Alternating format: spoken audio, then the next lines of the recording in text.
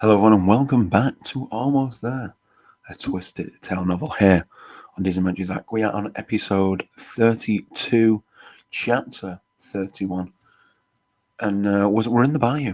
We're in the bayou, so let's get into it. Let's figure out what's going on. Louis, Tiana pitched forward in the boat, nearly tumbling over the sides.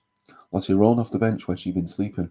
What happened? Charlotte screamed. Why aren't we moving? And why is it so dark here? Goodness, Tia, why did I let you talk me into this?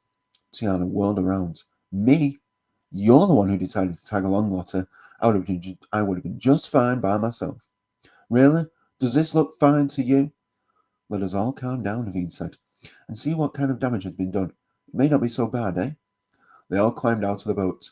As Charlotte took Naveen's hands, she slipped and fell into a putrid patch of slimy mud. I'm never doing this again, Charlotte said, looking down at her trousers, which were now streaked with sludge.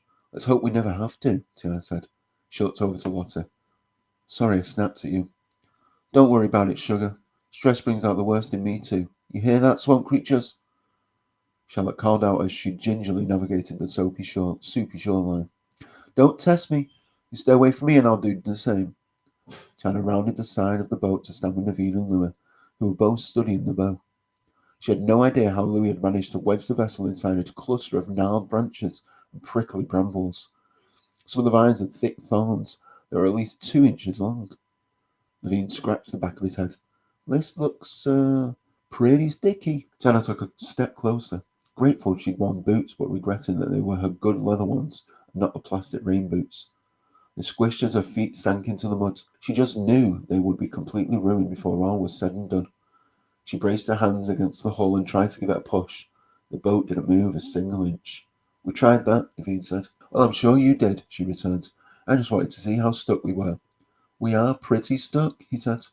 She peered at the thicket from several angles.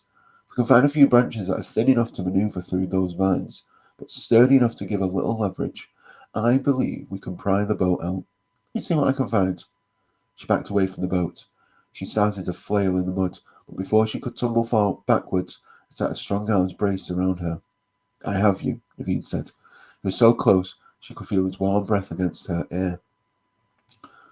Tiana did her best to ignore the goosebumps pebbling up and down her skin, but she would have had a better chance of ignoring a fireworks display taking place on her front porch.